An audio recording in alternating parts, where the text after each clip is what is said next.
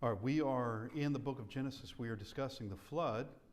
And last week we went through the actual flood itself and to the point where God tells Noah and his family that it is time to get off the ark.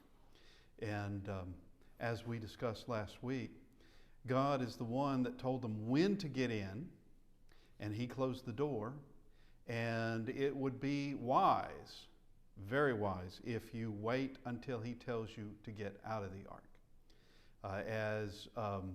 If you've ever had cabin fever, as it is put, I imagine they did. Though the ark would be large, I think you'd get tired of just being in the ark when you've been in it for over a year, because they have. The flood is not just a mere 40 days and 40 nights and then it's all over. They're going to be in the ark for really a little over a year. As they get in, the day the flood begins, and of course God closes the door. Then you have the waters that come from above. The windows of heaven are open, and there's a distinction between that, the windows of heaven being open, and rain. It makes a distinction between those two, that they are two different sources. Of course, the rain is something that we see all the time. Windows of heaven being open we'll never see in our lifetime because that was the water that God set above the sky, above the firmament, on day 2 of creation, and it came down during the flood. And that is what made the earth very different in those days. As we have discussed on more than one occasion in this class, that the earth prior to the flood was a different place. It was warmer, much warmer. The places today that are Arctic tundra used to have plants and animals living there that cannot possibly live there today. And there have been discoveries even in places like Antarctica where there are animals that lived, remains of animals and plants that lived there at one point, but not even anywhere close to being able to live there today. Penguins can, and a few other things can be there for a little bit. Certain Arctic terns and the like, they can be there for the summer. But it's an icy wasteland, is what mostly Antarctica is. But there is something that we did not mention concerning the way the earth was prior to the flood that I neglected to tell. And we need to go because it's going to impact, we're going to come across something this morning that's going to be said, God's going to tell Noah and his family. But if we go to Genesis chapter 1, and this is the 6th day, God has created man and woman. He's created Adam and Eve. And this is what he says to them. If we go to verse 29, God is speaking to them. And God said, "See, I have given you every herb that yields seed, which is on the face of the earth, and every tree whose fruit yields seed. To you it shall be for food. Also to every beast of the earth, to every bird of the air, and to everything that creeps on the earth, in which there is life, I have given every green herb for food." And it was so. Prior to the flood, they were vegetarians, is what it comes down to. God did not allow them to eat meat. Now, could someone have just decided they were going to do it? Well, of course, they could just decide to do it. But as we see, prior to the flood, it was just a vegetarian diet. But after the flood, God is going to tell them, now animals are also included in this. It's not just herbs and fruit. It's going to be herbs and fruit. Now you're an omnivore, as we say. You can eat anything you want, as long as it's not poison. You can eat whatever you want, and but as we said, that's going to change. Now let's go to Genesis chapter 8 and verse 15. And then God spoke to Noah, saying, "Come out of the ark, you and your wives and your sons wives with you." So now is the time. They have settled. The ark has settled in the mountains of Ararat. The water has continued to go down, and it is in this process also of the water doesn't just evaporate. The water is being drained. It is going into massive underwater aquifers. That's one place it's going. Another place, and another thing that we need to understand that does prove there was a massive flood, and we just mentioned it a moment ago, is Antarctica. How do you have 2 and 3 miles of ice on Antarctica? How do you have ice going way up into the mountains? How does that even happen? One can say, oh, well that's snow. You're still saying the same thing. Water is water is water is water. You're still saying the same thing, that there is a massive amount of water that's frozen in Antarctica. How does that happen if this earth cannot be utterly flooded? It can be. And we are talking about ice. We're not talking about snow. We are talking about ice that's extraordinarily thick. How does that happen? Okay, it happens by having a flood that freezes. That's how it happens. And the earth being very, very different. Now, another thing that we could talk about concerning, and it doesn't concern me too much, but about the pre-diluvian world, the antediluvian world, that is the world prior to the flood, is the thought of Pangaea. All right, what's Pangaea? I have no problem with it. I have no problem whether it was or wasn't. It doesn't bother me at all. What is Pangaea? It's the thought that all the continents were together at one point in time, and it's possible that prior to the flood, all the continents were together at one point in time, because they seem to be able to fit together quite neatly. Especially if you look at one of the easiest places is that of Africa and South America. They seem to be able to fit just like puzzle pieces. Put them together quite nicely, and they fit. And I'm not a proponent of Pangaea. I'm not against the idea of Pangaea. It's a distinct possibility. It doesn't bother me one way or another. It is or it isn't. I don't care. But the idea could be that before the flood, there was just one big continent that separates at some point during the flood. Maybe. Yeah, that'd be a good time to do it. Could it have happened later? Sure it could. I don't know. But that's not my issue in the least as to if and when any of these things happen, just concerning the flood. And what does the text tell us in this? It doesn't really tell us much or anything about there being one continent, just that there was dry land and there were oceans. That's all we need to know.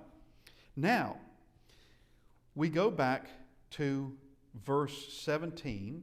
Bring out with you every living thing of all flesh that is with you, birds and cattle, and every creeping thing that creeps on the earth, so that they may abound on the earth and be fruitful and multiply on the earth. So here is everything is to come off the ark. Everything. And from this point, we're going to have these animals and people, but let's focus on the animals for a moment. Animals that are going to begin to multiply on the earth. And as they begin to multiply, they are going to spread out. They're going to have to. They're going to spread out, and you're going to have certain animals that's what they do. Like there's a lot of types of cats, big cats. They don't really make prides. Lions do, but a lot of your big cats, they're lone predators, and so they're going to spread out anyway. And you're going to have other things that are going to go looking for places that are ideal for them. And of course, things that feed on fish, like certain birds, well, they're going to head to the coast. They could easily fly to these places. You're going to have a separation of geography that's going to occur as the populations increase, and you're going to also find different varieties that occur by the way of genetics. All right. If you've ever read Darwin's Origin of Species, which actually has a longer title to it, but they don't like you knowing the longer title because it's politically incorrect. Matter of fact, it shows the type of man that Darwin is, but we'll idolize him. And the man had some serious flaws about him. Nevertheless, if you've ever read Origin of Species, Darwin, in the first part of the book, actually answers his own question. The question is, how do you have all these features in certain birds that he was seeing? And of course, that would be in the Galapagos, but he also talks about things that he was very, very familiar with. One was he bred not doves, but pigeons. He bred pigeons, and he knew that you could get certain traits if you took two types of pigeons, put them together, that their chicks would be a different breed, you might say, would have different features about them. He knew that would happen, and he talks about it quite extensively, that you can do that. And then he begins to wonder, because he answers his question, how do you have different beak types here on the Galapagos among these finches or other birds that are there? How do you have all this? And he just ignored what he said. He just ignored everything he knew concerning pigeons and all of the physical properties that are found in DNA of these animals. That as they spread out, you're going to find different features. Some are going to have different colorations. Some are going to have different beaks and beak shapes. And, a finch is a finch is a finch is a finch. Still, you don't have something that evolves from finch into something else, because it doesn't. It is still, you can still take a finch on the Galapagos Islands and a finch that happens to be on the other side of the world, let's say in Asia, put them together and they can have chicks. All right. And that is as clear as that is just doable. You can go and do that if that's what you want to do. You can do that. Now, with the animals leaving the ark, they are by type. As we made mention before, you didn't have to have every variety of dog. All you need are just 2 dogs, and from those 2 dogs you have every variety that exists. Same thing concerning bears. Same thing concerning just elephants. You don't need every type of variety, because they will come by time and by space. To where? You have elephants that go off into Africa and elephants that go off into South Asia. Well, they're going to have different features. The ones in Africa are considerably larger and have larger ears than the ones in Asia, which are smaller elephants and have smaller ears with that. But proportion-wise, but what does that mean? It just means that they were separated at some point in time, and they didn't mingle anymore. There were too many miles from each other. And so you have these genetic pools that exist, and these are the traits that you're going to get in these genetic pools. That's what you're going to get. But if you mix them together, you will find that you're going to have new varieties. There's a mixing between an African elephant and an Asian elephant. Same thing concerning horses. In Iceland today, you can go to Iceland and you can see the horses the Vikings brought in the 900s. It's the same. They are the great whatever grandchildren of those horses, and it is against the law in Iceland. It's against the law to bring a horse into Iceland. It is against the law because they don't want the breed that happens to be there to intermingle with any other breed, and suddenly you've got different horses on Iceland that these are, they look different now.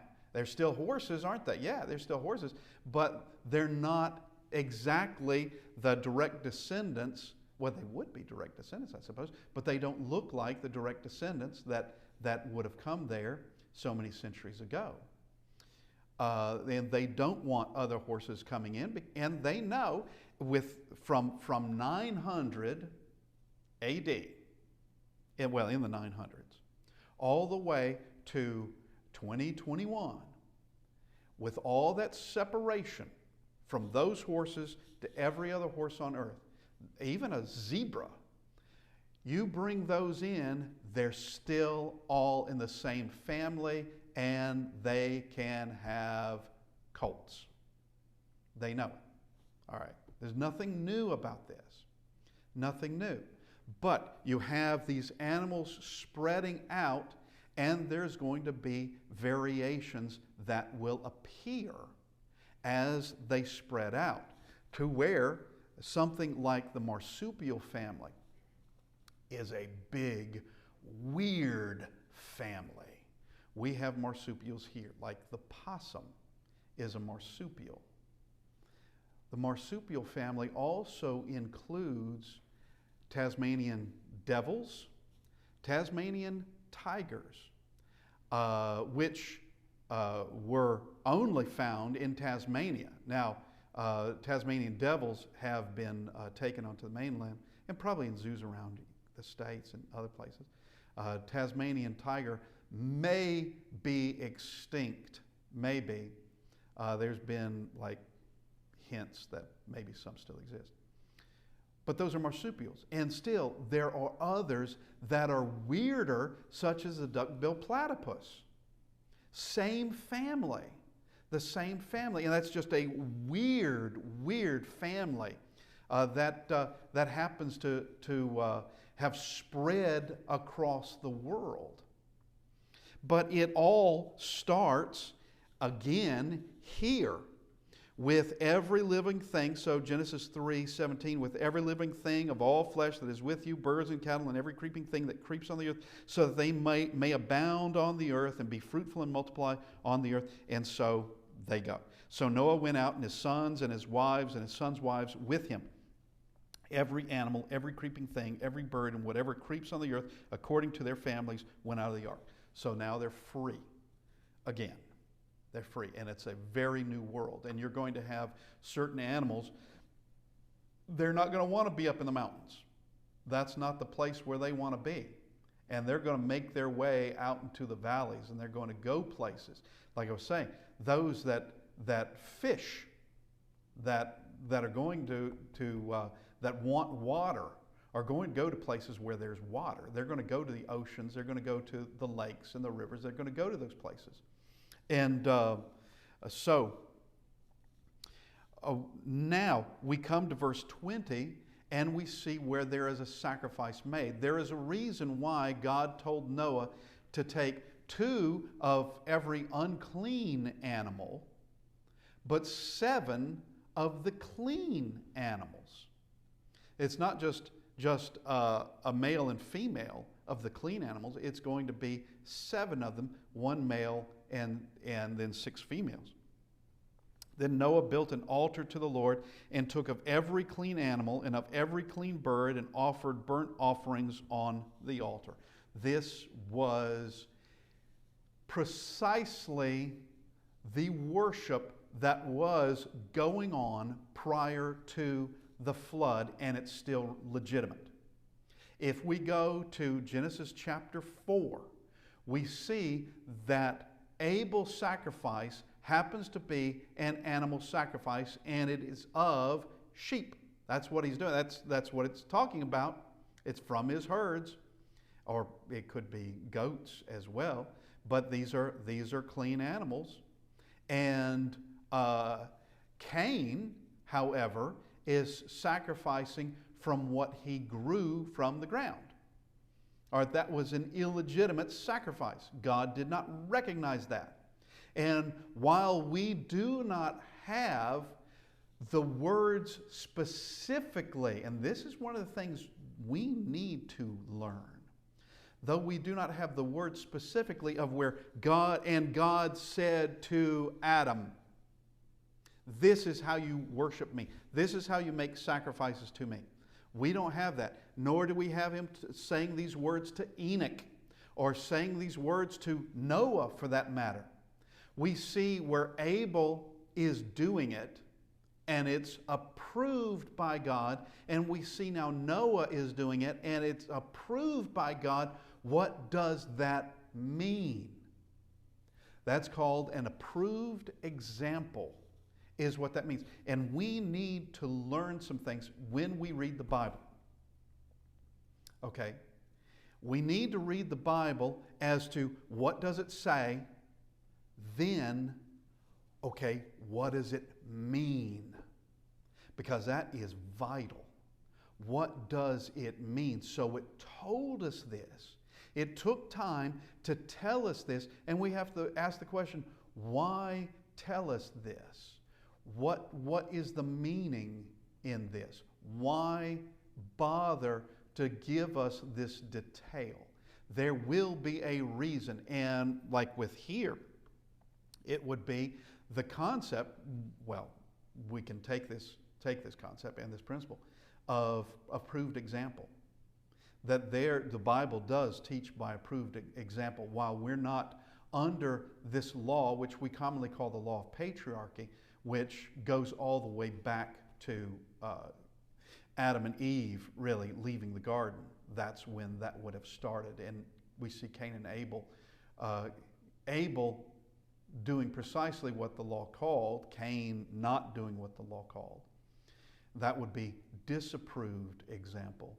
We can learn about these things of how God was worshipped then, and that principle of approved example.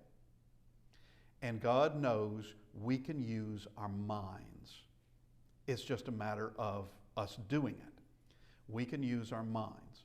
That this isn't given to us just as interesting stories, bedtime tales. It's none of that. This is what occurred on this earth, where we came from, what everything has occurred in the past, and why it matters to us today. Because it does. It impacts so much today. Now, he builds an altar.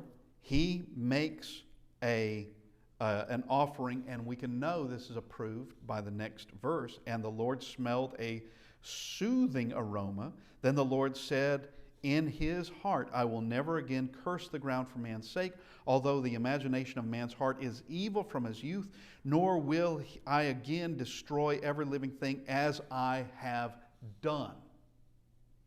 As I have done, meaning how? By flood. He's not going to destroy the world again by flood. And, we can rest assured on that. And we're about to find something here in verse 22 about an assurance that God gives for the earth for the rest of its existence. For the rest of the existence of earth, he gives this. And this is written by Moses at around 1300 BC, 1,300 years BC. Moses is writing this. Now, all this occurred centuries before Moses, but Moses is the oracle, or Moses is the prophet, the writing prophet that God tells to write it down. And he writes the following words down because God says this. Verse 22, and it is in poetic form. While the earth remains, that means while the earth exists, seed time and harvest, cold and heat, winter and summer, and day and night shall not cease. Notice what it said, and now what does it mean? Because that's imperative. What does it mean? God just gave his promise that while the earth remained, there would always be seed time and harvest. Could it be that someone's harvest fails on a particular year? Yeah, of course. Of course. That doesn't mean the entire world starves because of it. It may mean a region may go into a famine, and that did happen, sure. And he can also bring in locusts to eat everything up, and there be a famine. You've got the 7 years of plenty and the 7 years of famine that is spoken of in the book of Exodus. But does that mean this promise is of no avail? That this promise is meaningless? No, it doesn't mean that at all. But what it does mean is that the earth is robust enough, is profoundly healthy, and actually must be able to heal itself, because this earth survives empires. This earth survives wars upon wars, and still provides for mankind. And anyone who wants to talk about that, first off, concerning climate change, all right, there's been plenty of climate change. You want to talk about climate change? Here it is. The earth happened to be considerably warmer prior to the flood. There's a massive flood, and then there's a new earth, all right? With a promise, God's not going to do that again. We'll get to the rainbow in just a bit. With a promise that everything will continue. Winter and summer will continue. Seed time and harvest will continue. Any kind of doomsday climate change, any kind of doomsday, the earth is warming sort of story is from people who despise God to begin with, because they are not taking this promise at all. They would see Noah and the flood as being nonsense.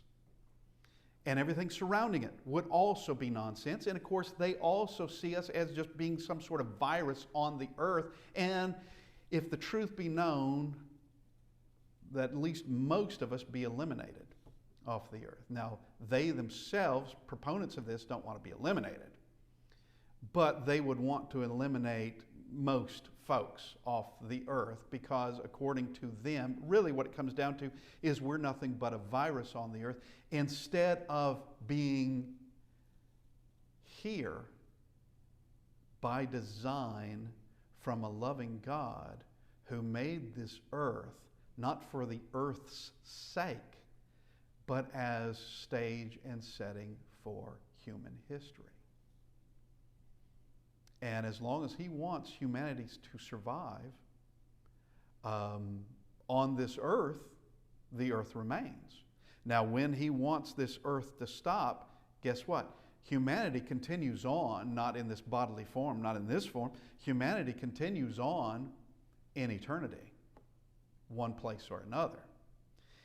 Heaven or hell, if we have to spell that out.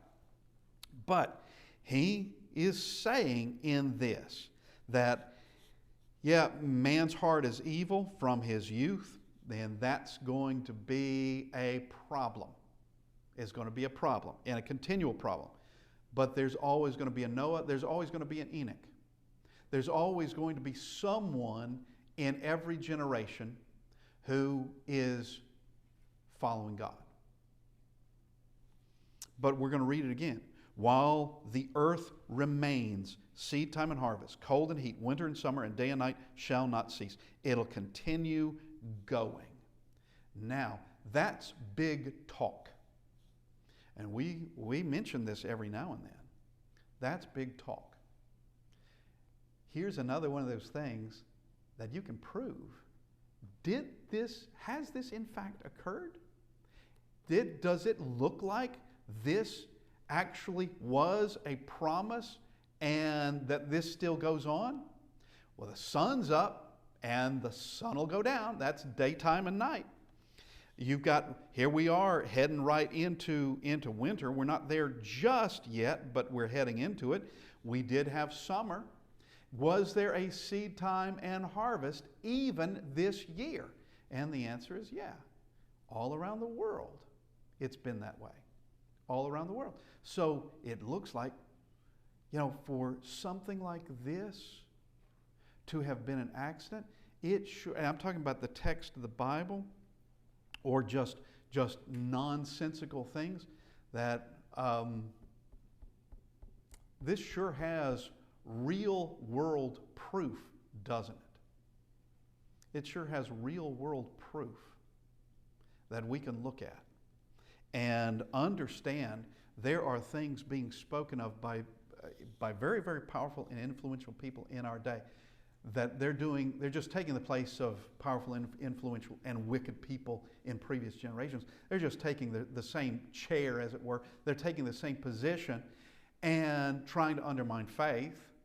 And they're doing precisely what has been done for century upon century, and that is to try to destroy all faith in God. Try to destroy all faith in God. And it sure seems to me like atheists and others protest too much. What do I mean?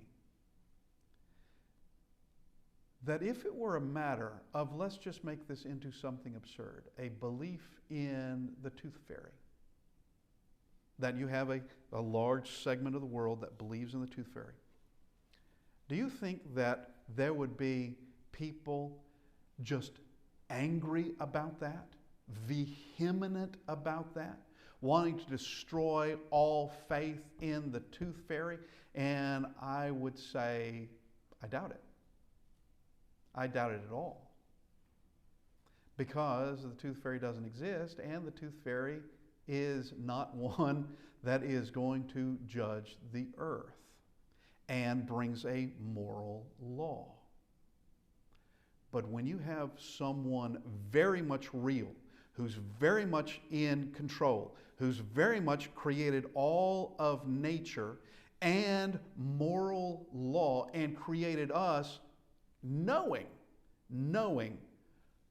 right and wrong and choosing which one we want.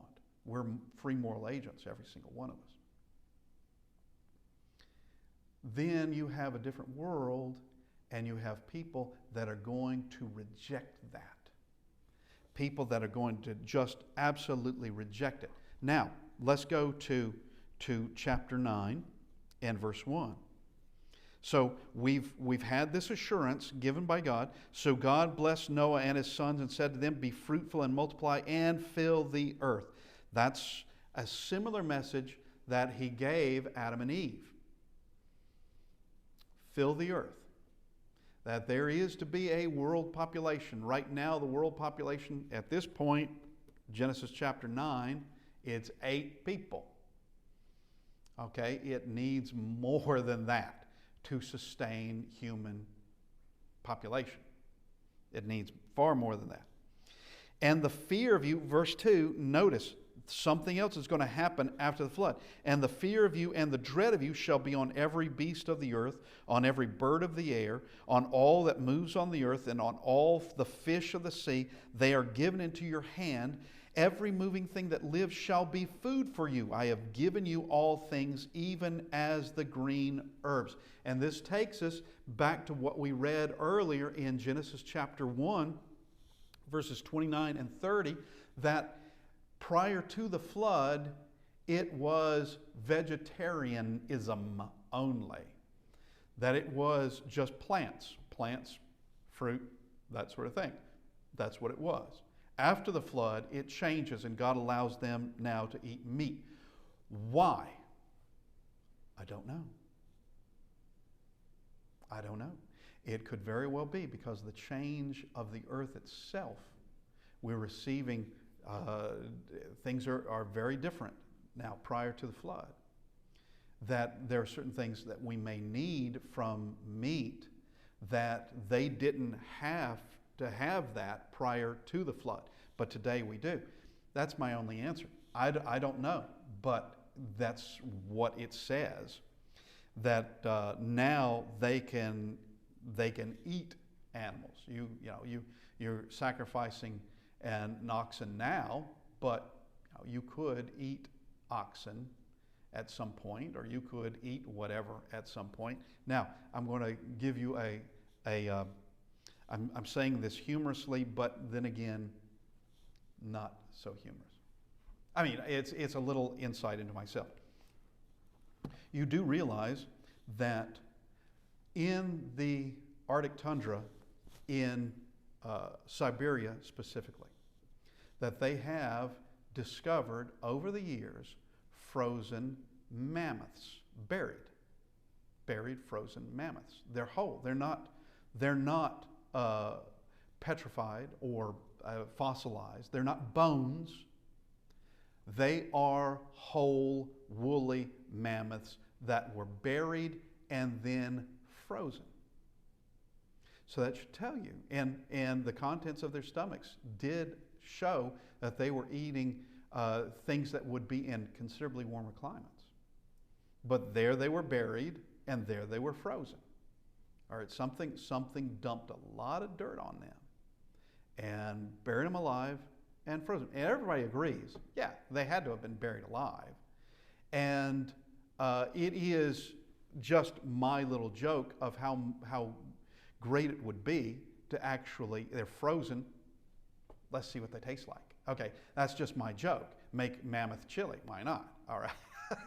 But it would have freezer burn, it would have terrible freezer burn.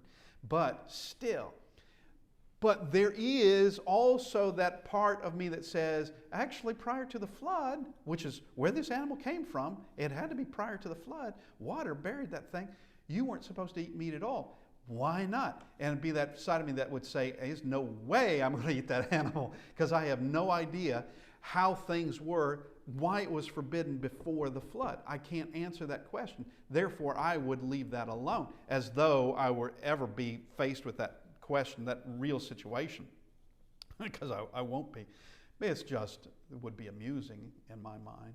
But frozen mammoth, there's a baby frozen mammoth on display in a museum in Russia, as a matter of fact, and it is clear that the mammoth was trying to escape something because it is trying to step up. And all right, so let's move on. Here they have been permitted, they're permitted now to eat animals, but here is a prohibition. Here is something that they are not to do. But you shall not eat flesh with its life, that is, its blood. You're not to eat blood. Okay? You're not to eat the blood. The meat, yes. And I suppose that would go with certain organs as well. Yes. There's no forbidding of eating liver or something like that. Or kidney. I don't know why you would, but some do. Okay. But it's the blood they're forbidden to eat. And I'll just say this, that this is a universal. Just like eating meat is fine all the way through time. And eating herbs, Well, from this point, eating meat is fine all the way through time. Eating herbs all the way from the beginning, fine all the way through time. Here we have, with this permission of eating meat, this prohibition of eating blood, that's going to be universal going all the way through time. And we see that actually in Acts chapter 15 being mentioned, that we're not to eat things strangled or eat blood. We're not to do that. And with that, there are times when I have been places, probably told you this story, I was staying in a particular country, and for breakfast, among other things, there was black pudding. All right, what's black pudding? I didn't know. I haven't the foggiest idea what it is. But it did look suspicious to me. It looked like a very, very black brownie is what it looked like. When we think of pudding, we think of just pudding. But the British have a different meaning to it. But it looked like a very burned brownie. And I asked our hostess, black pudding, what's that made out of? And she lied to me. She knew. She lied to me. She said, I don't know. She knew. Everybody in that culture knew. And so I took a bite, and it really tasted suspicious to me. Like, wow, this is not what I thought. It had, I'm going to use the word umami if you know what that word means. It's a savory, very, very, very savory flavor to it. And it was highly suspicious then.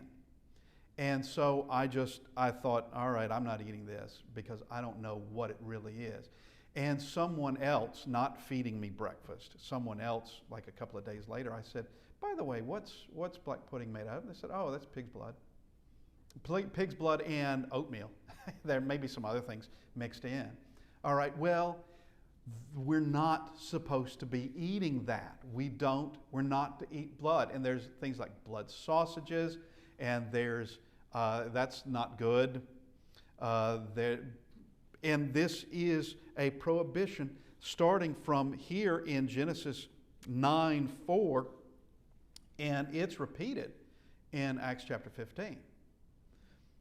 And that's a detail we need to remember. That's something we do need to remember, that eating blood is forbidden.